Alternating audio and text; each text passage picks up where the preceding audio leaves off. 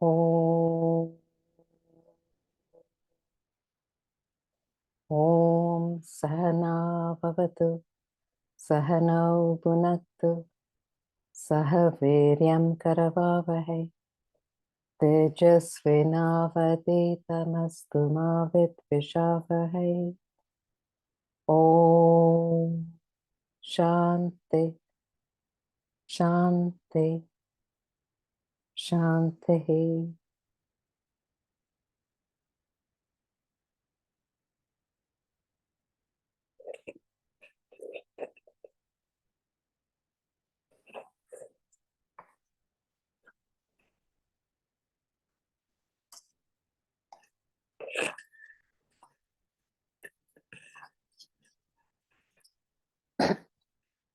So from 45 to 58, this topic is talking about the different spiritual paths to get to the South Karma Bhakti Jnana Yoga, which is the paths throughout the whole of the spiritual disciplines, the yogas. It's always talking about that, very specifically going into it. So in 50, we talked about Jnana Yoga. So 50 to 53 was Jnana Yoga. So 54 to 50, I think it's 58, 54, 58, 54 to 55 is Bhakti Yoga. And we'll cover today 56 to 58 Dhyana Yoga, meditation. So in all of them, there's an element of your activity. Prior to that, he was talking about Swadharma, how important Swadharma is.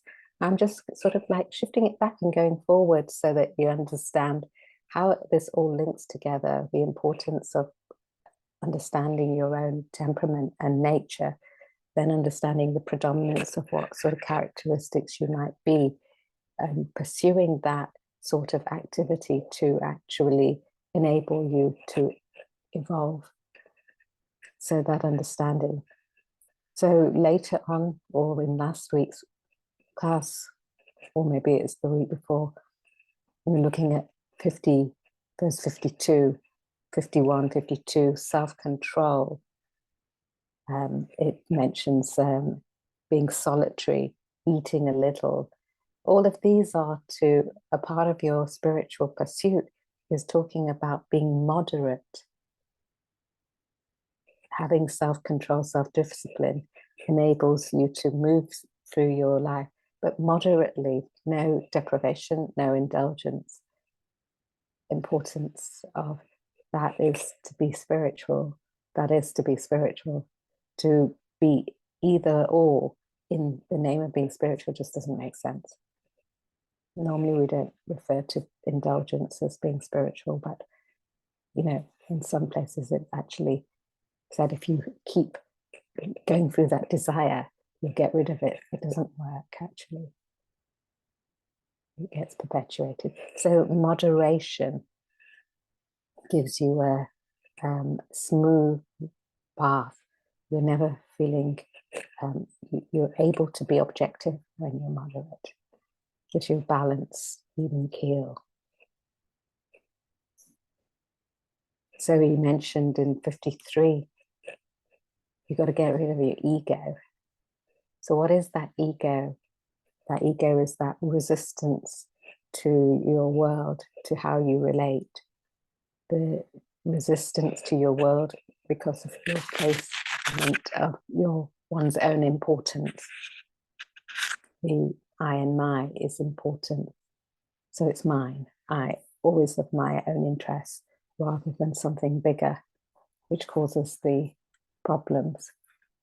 So we try to make our peace and make peace outside, but really it's the first point of call is if anybody wants peace, it's got to come from within. That famous line in Vedanta treatise, all external warfare is made up of lack of internal development.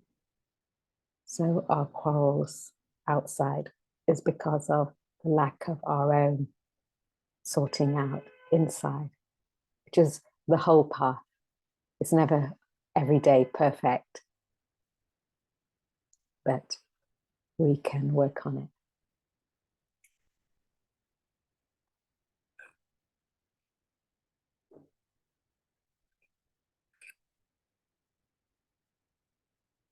So in 54,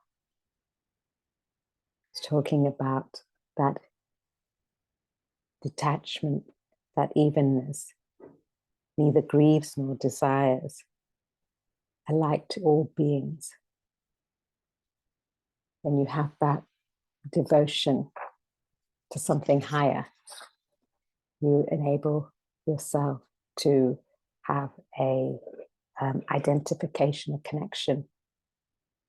So an understanding and evenness, to see things as they are, as not really like you want them to be. Just see it for what it is. That's far more powerful than to actually want it to be something that you want it to be. Let's go. I think we were on this, any question, or we moved to 55. Okay, let's go 55. भक्त्या मामभिजानाति यावन्यश्चास्मि तत्त्वतः ततो मां तत्त्वतो ज्ञात्वा विशते तदनन्तरम्.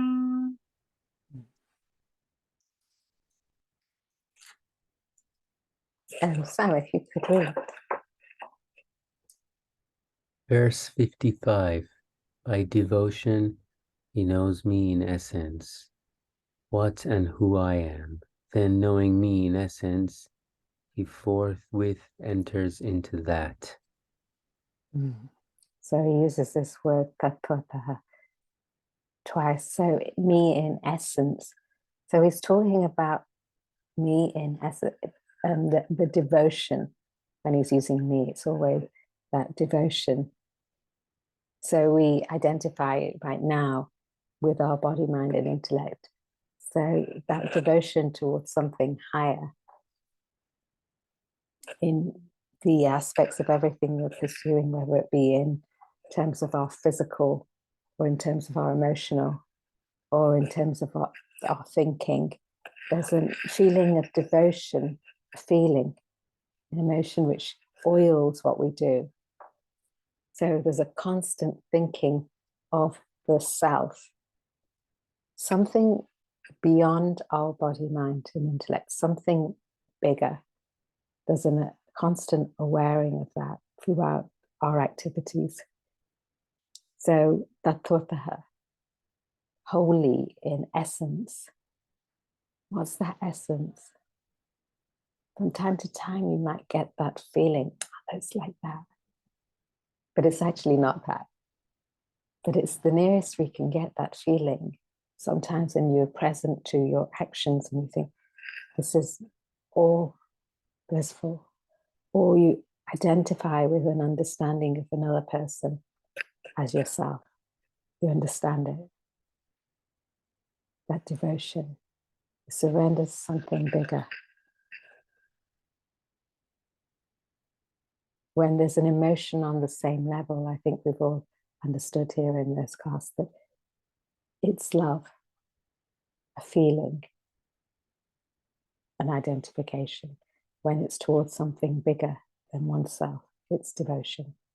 And that could be to somewhere where, or body, or something that you respect, you feel in awe of, you've got to move towards the devotion. And on the same level, or where it's smaller, that feeling of love, that affection. So when we posit the idea of something divine, devotion,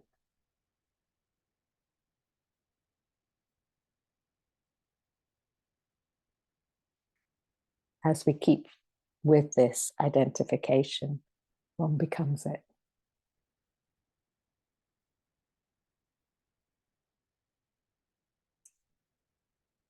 It oils all the activities that we do. Not to have emotion or devotion love, it makes things very cut and dry and harsh and caring. Bhakti oils that spiritual pursuit. Though it's from the mind, it oils that rationale, gives the understanding to that reason, gives that softness. It enables one to surrender to something that one doesn't know. Intelligently in Vedanta, we bring all the facts together and then we project it forward. We don't know what enlightenment is, but we can bring all the facts together. That's what we're doing in the class. And you can assess it. And as you go step by step, you can verify certain things which you up yourself or increase your level of identification. So it seems as though it would be worth going all the way. So here he's talking about becoming one with me, the self. Becoming one with the self. So that devotion helps you when you take in knowledge or you see the scenario or your activity, it helps you away from the suffering of things. Not to have that feeling or emotion causes that friction. So know me in essence, tattvataha. Let's read it. I think your microphone is making this crushed sound like noise. I don't know if it was just me or others, but I think when you're moving, that thing unfortunately just has this crackling noise with it. Just thought I mentioned it. At the moment, I'm going to turn my lights on.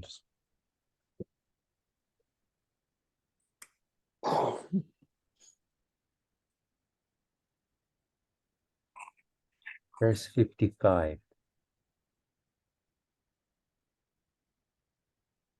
Devotion and love are one and the same emotion. Affection directed to lower objects or beings is termed love, and to the higher termed devotion. Love helps proper understanding, as a mother's love helps her understand her baby, whether hungry, sleepy, or in pain. So too a guru with all love understands the disciple. Devotion serves as a powerful means to establish knowledge of self. Lord Krishna declares himself all through to be the self in all beings. Thus, devoted to the Lord, the seeker develops understanding of the self within. It helps him merge with self. The word tattvata means in essence. The verse uses the word twice to indicate that the knowledge is complete. The seeker understands fully and becomes one with the Supreme Being, like river merging with ocean. Okay.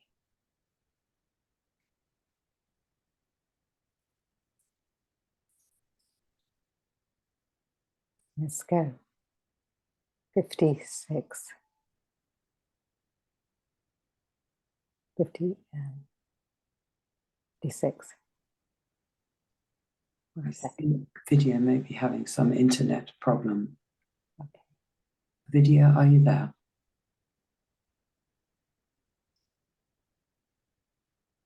Yes, I'm here. Just give me 1 minute. I'm using my phone, so I need to switch between screens to chant. 1 second, please.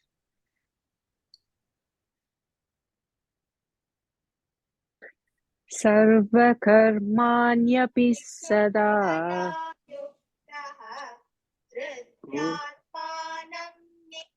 Go ahead, Vidya. Sorry. सर्वकर्माण्यपि सदा कुर्वाणो मद्व्यपाश्रयः मत्प्रसादादवाप्नोति शाश्वतं पदमव्ययम्.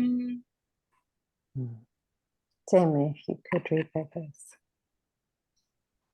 Verse 56. Performing all actions, always taking refuge in me. By my grace, he reaches the eternal, indestructible abode. So, Sarva Karman Sada Kurva, taking refuge in me. And remember, it always uses, Krishna always uses that, use it in the scriptures, me, that personal pronoun, in the sense of me, the self. To make it personal so that one has something, as a bhakta, has something to latch on to, because the self doesn't actually exist in the terrestrial realm as far as we don't see it. It's not tangible. It's not that it doesn't exist, it's not tangible to us. So they offer something that we can pitch up onto. So thou always taking refuge in me.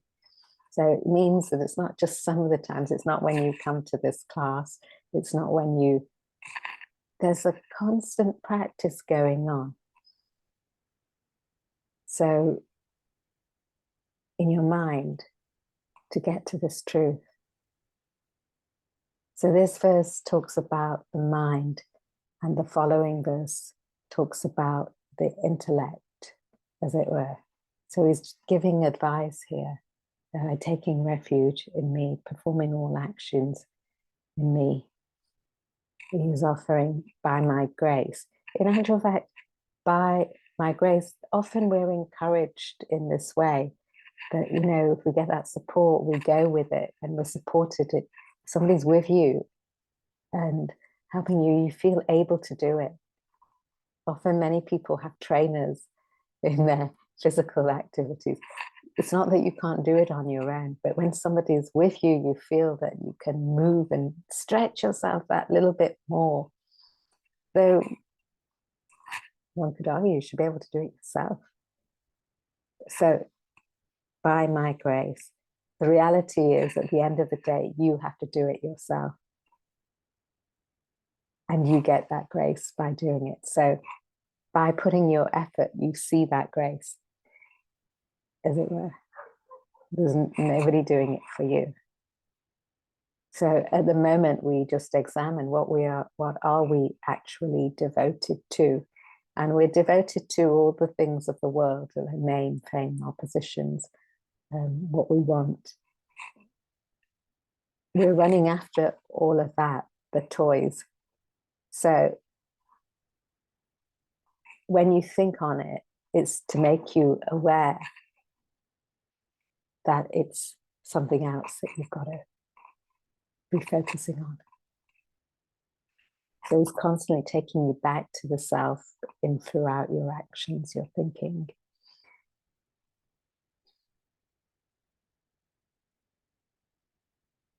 So somebody could offer you the best of things, and you might even need it in some sense. But if it doesn't take you, you might perceive you need it.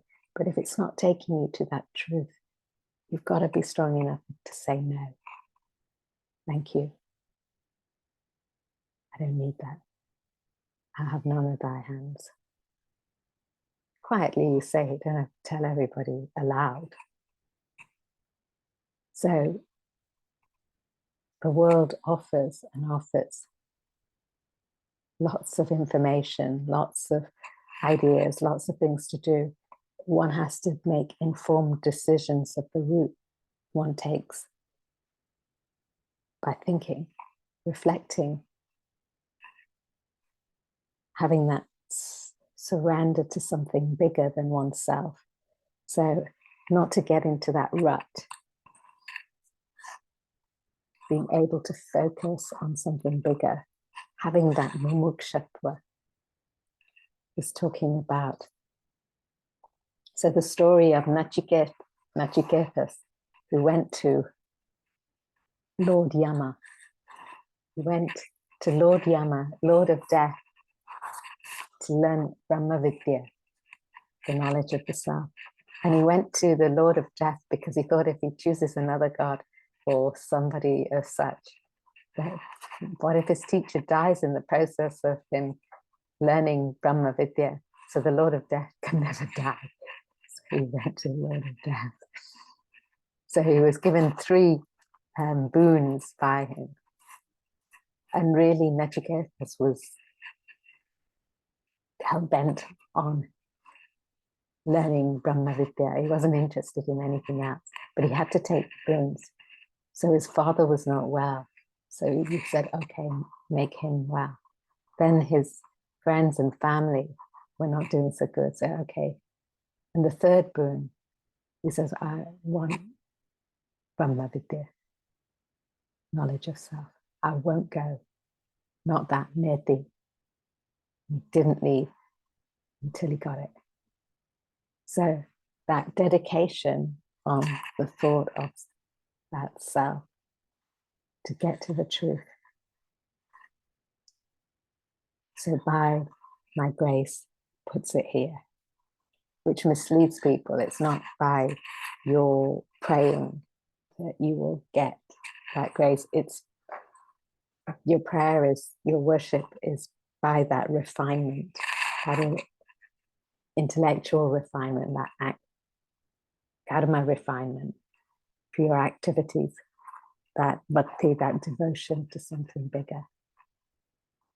By putting in the efforts in your spiritual path, there seems to be a divine grace which reveals itself to you, which just means if you put in the efforts, you remove the obstacles. So if you remove the obstacles, you perceive something more divine than destructive. If you remove the obstacle of the cloud, you see the sun, but it was never that the sun was not there. So you've just got to put in the effort to see that.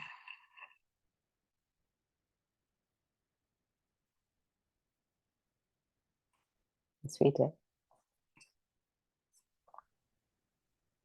The paths of karma action, jnana knowledge, and bhakti devotion were briefly covered in verses 46 to 55.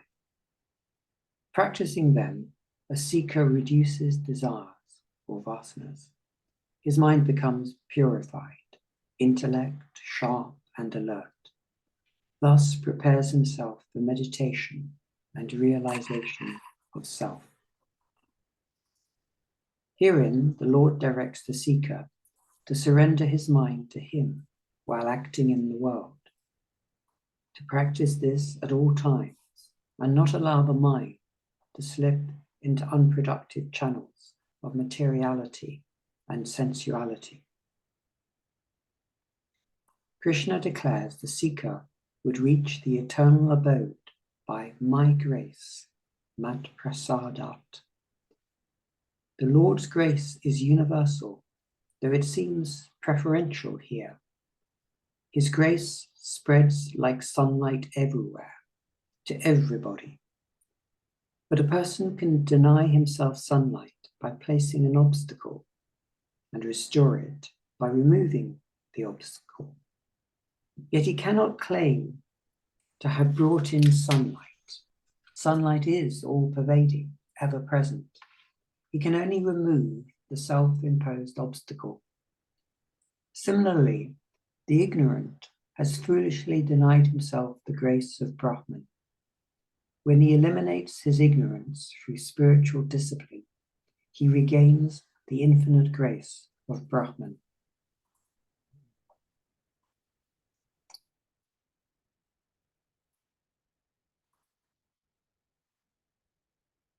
So it's like we need to remove the obstacles.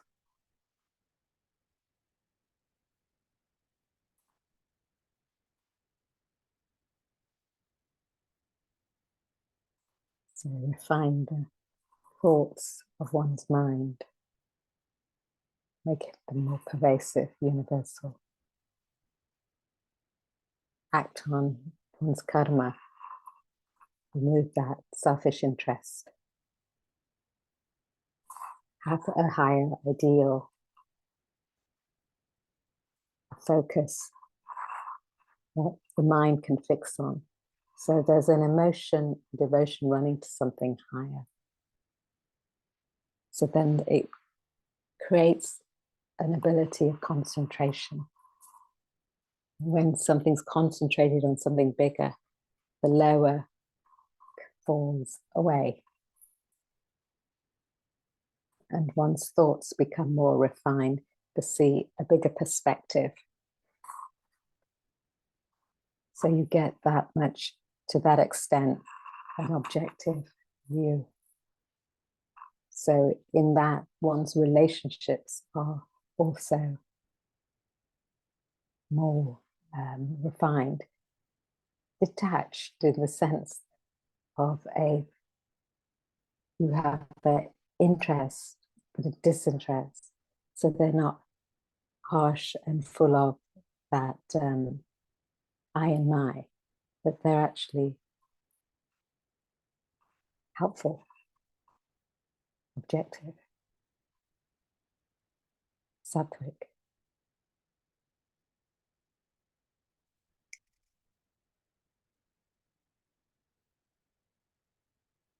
Consciously resigning all actions unto me. That's 57. So next one.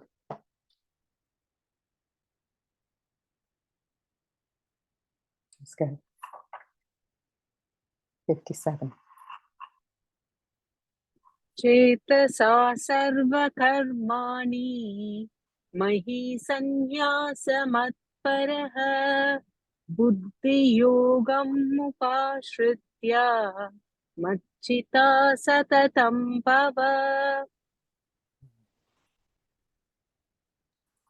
Sam, if you could read the verse again.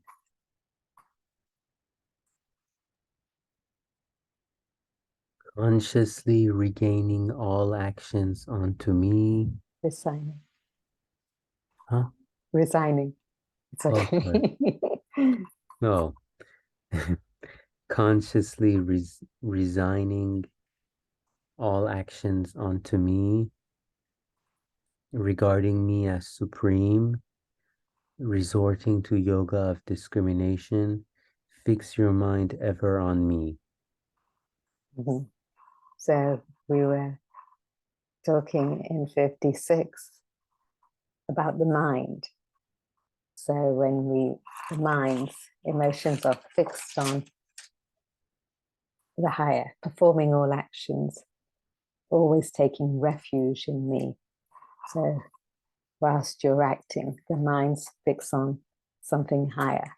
There's that bhakti in that way, surrendered to something higher. Here, the advice is of the intellect.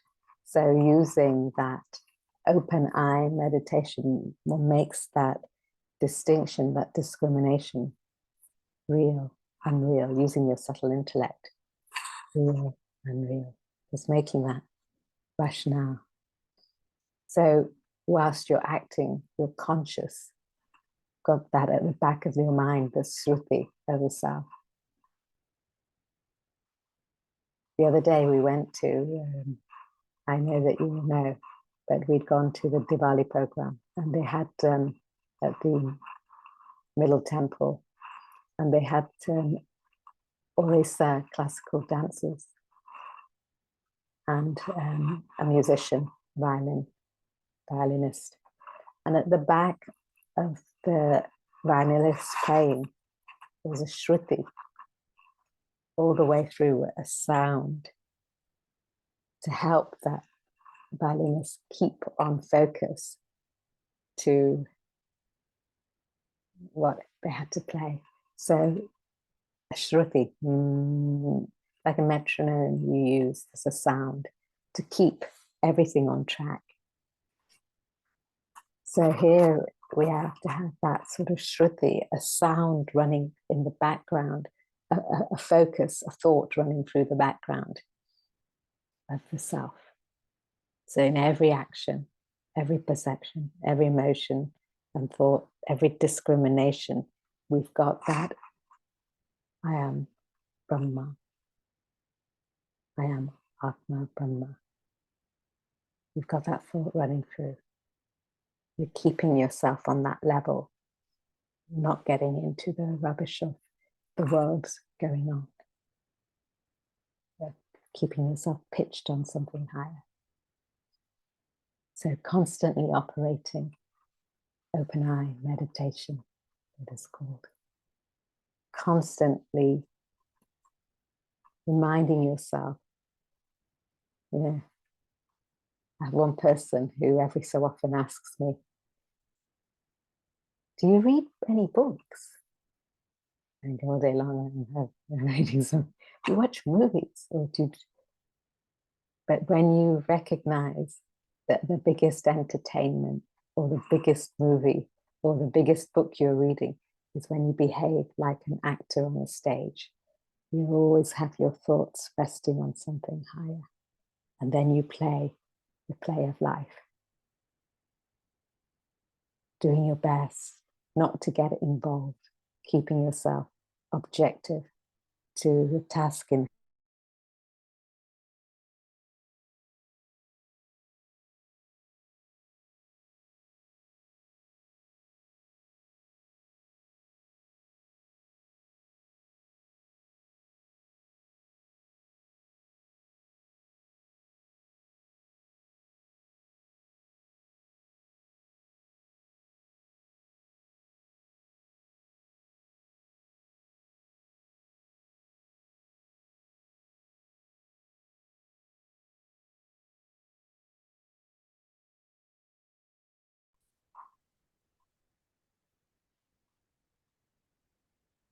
So our job is to be the best actor on the stage, and the whole of it, the rest of it becomes entertainment.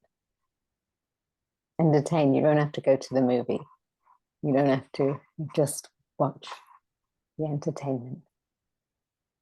There's enough information there to make anybody philosophical. To at all times keep the mind focused on something bigger, the higher the self, through all your activities, making that distinction with the intellect. Not that, but that.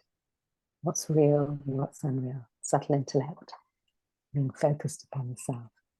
So you act as an ambassador wherever you go, with that thought of something of the truth. You remind yourself to identify with the self and not your body, mind, and intellect. You let those be fixed and focused on the self.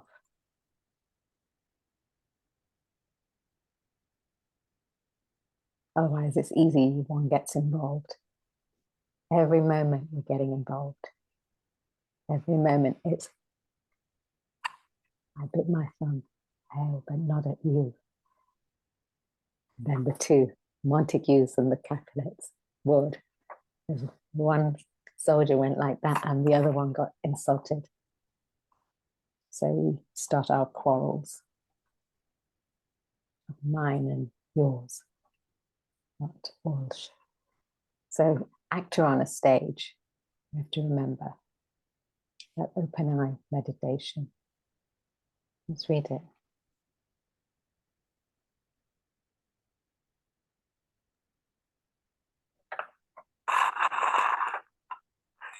I think there's a crackling noise. Tim, is it just me or I'm just thinking that it's a bit. Carol's microphone is a bit close to her shawl, so it's falling against the shawl. Let's try that. I'll read the verse again if that's okay. 57. Consciously resigning all actions onto me, regarding me as supreme, resorting to yoga of discrimination, fix your mind ever on me. Meditation is not to be construed as a part-time practice. It is a full-time awareness of reality. The thought of the Supreme must back every action of a seeker. Krishna refers to the reality as me. The seeker realizes his mission in life is to attain the self. His intellect constantly engages the mind in contemplation of the self.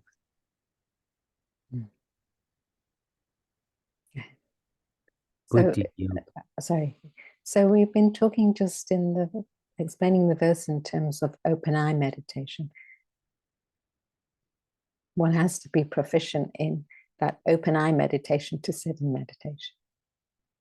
So one's thoughts have to be there consistently before you would sit. You have to have that concentration of being aware before you get to the other side of it. Let's go to next. Buddhi yoga referred herein suggests awareness of self, a discipline practiced all through life's activity, just as a classical musician concentrates upon the shruti. Shruti. Mm-hmm. Shruti.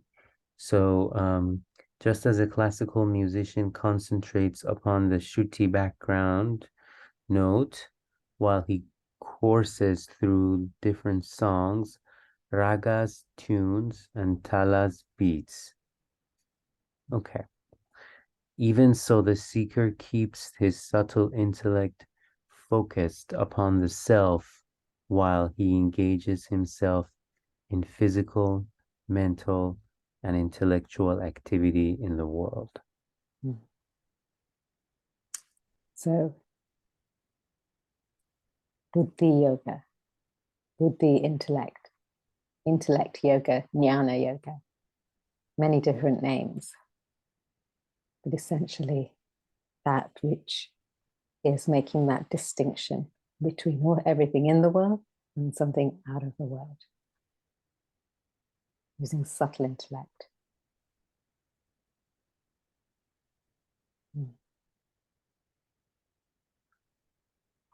So we haven't come to do 58. Paraji, would you mind if I read the last paragraph again? Because I think some of the Sanskrit terms just distracted me trying to get the... Is it okay if I read it again? You can do that again. Sure. So Buddhi yoga referred herein suggests awareness of self, a discipline practiced all through life's activities. Mm-hmm. Just as a classical musician concentrates upon the background note while he courses through different songs, tunes, and beats. Even so, the seeker keeps his subtle intellect focused upon the self while he engages himself in physical, mental, and intellectual activity in the world. Mm-hmm. Thank you. So this analogy that he's given of shruti is like this sound used when musicians use as a background note, running all the way through the music. So all the way through life, we've got this background self, which without nothing happens. Just like we've got the sun, irrespective of summer, winter, spring, autumn, the sun is always there. So whatever the up or down, whatever the beat, that's always there. That's all. So he uses the music analogy, ragas and talas, rhythms and beats. So. Is the shruti for the performers or for the audience? Whenever I hear this Indian music, I find the shruti very distracting. But I'm the audience. Well, quite a good observation, because often it's said that the shruti is distracting to an untrained ear. And if you look at it from a perspective of what we're discussing, the self is distracting to an untrained mind. Nobody wants to look at something divine when they're fueled with desires which focus them on their interests of the world, on the physical, mental, intellectual. We're all more interested in our involvement in the world rather than our focus on something universal out of the world. Yet, to our untrained mind, we look at this type of knowledge, and the minute we leave class, we're in some other world. So our thoughts, it's very difficult to direct them onto and keep them on something more higher, more universal or pervasive, because our interests are on our body, our emotions, our thoughts, of what we want from our relationship with the world, which is transient. If we could really penetrate this idea that it's all transient, we wouldn't want to get hooked onto anything. But the fact that we don't penetrate that and we can't see something more universal, so we get stuck in our world. So the Shruti is like that, I guess. It's very disturbing or disruptive. But once you let it go into the background and you hear the music and you actually are aware of that, you see how it links back. And it actually just becomes a flow, to be honest. Not a distraction. But yes, it's like that. And it takes time to understand different things. If it depends where you're engaged, and you might understand a Shruti in a different way in the world or field of activity you pursue, another person in another way. For the musician, it's that way. And that gives that comfortable flow. For the onlooker, it's also that way when they're tuned into it. I remember a colleague, a friend of mine, and colleague also in the academy from here, from the UK, and she used to say on Friday evenings in the academy we have classical music, and it's normally South Indian classical music, though it can be North Indian, and occasionally it's been Western classical music. But when this friend, colleague of mine, used to go for, in the beginning, she used to go for classical music. It would be Tyagaraja, Madhumani, and she'd come back and she would say to somebody, "Oh my God, it's like going to musical migraine." Because they'd all be going, So if you don't comprehend those ragas or what's going on or what the backdrop is, it's like excruciating pain of these noises. But once you begin to know the story, or you begin to know what their line of thought is and what they're pursuing, that intonation, that sound becomes articulate, and also that sound resonates to something more higher. You're elevated in that way. But that takes a bit of tuning in, and after a while she got more into it, and she was definitely never missing it. It was interesting how it happens. We're all like that in different ways and forms of what we do. It's just training ourselves to focus on the self, something more universal, pervasive than our own little interests of body, mind, and intellect.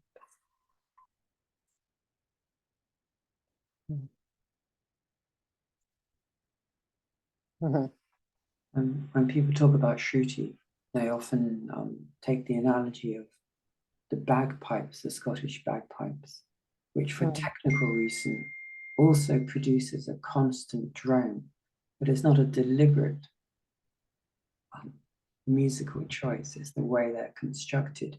And many people find it, as your friend did, like a migraine sound. But when you do that, it's more like that constant sound are the distractions rather than the self. It's the other way round.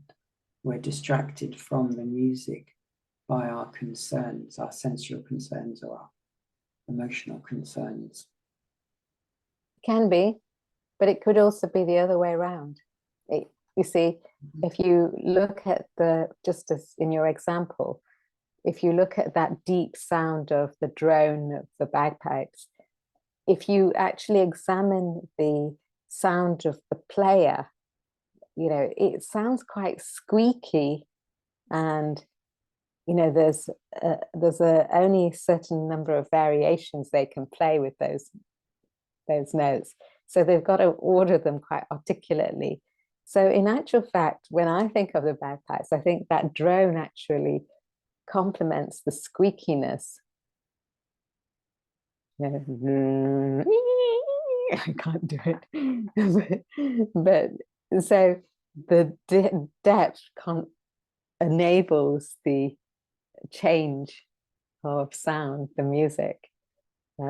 So really, the bottom line is, whatever it may be, shruti, bagpipes, whatever it may be, how do you get that focus on the self with some consistency of purpose, so it becomes second nature, so that your mind is with that surrender and devotion, identification in the activities that you pursue, so it helps oil. If it's not going to oil it, then but if that devotion, emotion helps oil your understanding of the play of your universe, helps you be objective, helps you have an identity of something universal, keeps you on that. So you see a oneness in the diversity. It's the idea. Whatever helps you do it. That's what it's inferring. Mm-hmm. So to ask another question, there's a fashion at the moment to talk about mindfulness, but in some sense this is the opposite of that. When I'm talking to you or doing an action or traveling, that one is always one removed from what one's doing. One is not, as it were, always in the moment. One always, as you give the example, being an actor, you are playing a role and seeing yourself playing the role.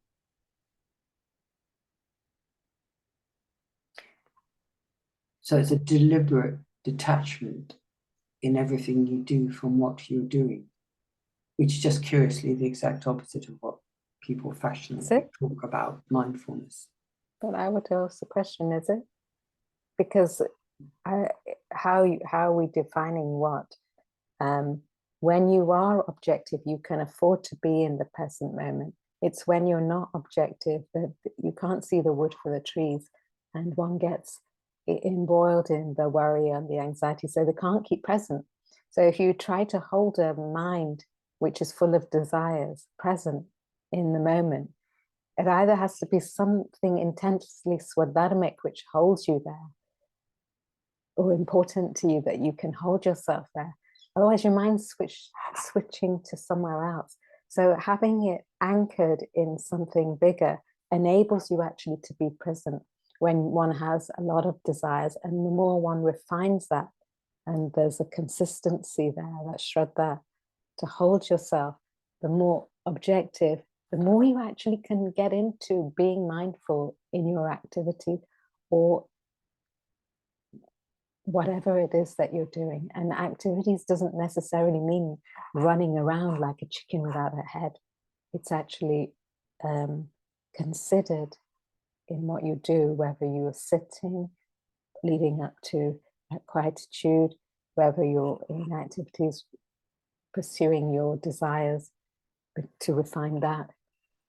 There's a deliberateness and focus in that, because you're anchored. So you're not letting that mind wander. So it seems very similar to maybe the idea of mindfulness, only you can't, the only thing to, whatever the words one uses, mindfulness or open eye meditation, or the jnana yoga, whatever one's using, the thing to note is you can't hold that mind still with lots of desires. So you've got to have some mechanism to do that it doesn't harm one, that it allows a smooth movement to refining one. Whatever you want to call it, doesn't matter. So being in the present moment requires your mind not to be wandering everywhere. So if you anchor it somewhere, you give yourself the ability.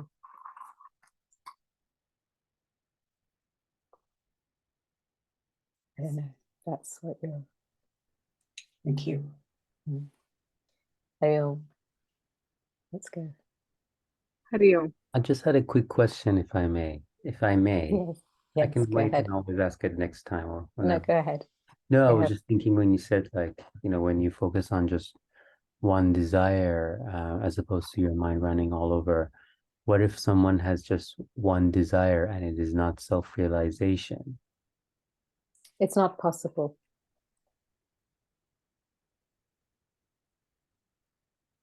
You see, what is that one desire which can, if it's a worldly desire, there's hundreds coming out. You're not interested in the world if you have a desire for realization. You might not call it realization, but you have a desire for something other than the world. We happen to be calling it realization, but whomever that person with one desire is, it can't be just for the world, because world means change, and there's plenty of desires. Okay. Yeah, it can't mean that, logically speaking. Mm. So if you have one desire for the world, you've got millions coming up, and you're trying to hold yourself. That desire is the barrier between you and your truth, Godhead, self, Atman, Brahman, Allah, Father in heaven. Call it what you like. Changeless, changing. So what is, yes, that's a good thing you're saying. So what is it about the one desire, self-realization, that calms the mind, as opposed to, let's say, fixing your desire on something else? But then with that comes a lot of other, so I guess, yeah, transient nature. So the one desire to mumukshatva, to liberate, displaces all other desires. So because you're doing that, you enable yourself to practically deal with all other desires. So you can have that mindfulness, you can have that open eye meditation, you can have that objectivity. But if you don't have that, we're happening to call it mumukshatva. But if you don't have that, then you're always wrapped up in change. And you don't like that. Opposites. It's beyond opposites. So that's what we're trying to get out of. Let's go from there. Thank you. Hari Om. Right. Hari Om. Bye.